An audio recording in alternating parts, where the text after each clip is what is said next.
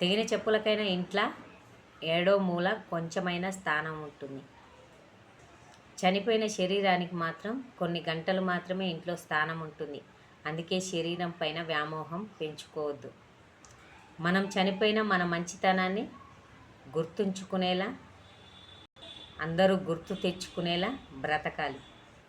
నీ మనసును గాయపరిచిన వారిని మర్చిపో, కానీ ప్రతిరోజు నిన్ను ప్రేమించే వారిని మాత్రం ఖచ్చితంగా గుర్తుపెట్టుకో. నిన్ను ఏడిపించిన గతాన్ని మర్చిపో, నీ చిరునవ్వు కారణమవుతున్న వర్తమానాన్ని మాత్రం గుర్తుపెట్టుకో. నీ బాధను మర్చిపో, కానీ అది నేర్పించిన పాఠాన్ని మాత్రం గుర్తుపెట్టుకో. డబ్బుతో ఇంటిని కొనగలవేమో కానీ కుటుంబాన్ని కొనలేవు అనే విషయం గుర్తుపెట్టుకో. డబ్బుతో గడియారాన్ని కొనగలవు, కానీ సమయాన్ని అస్సలు కొనలేవు. డబ్బుతో పుస్తకాన్ని కొనగలవు, కానీ జ్ఞానాన్ని కొనలేవు.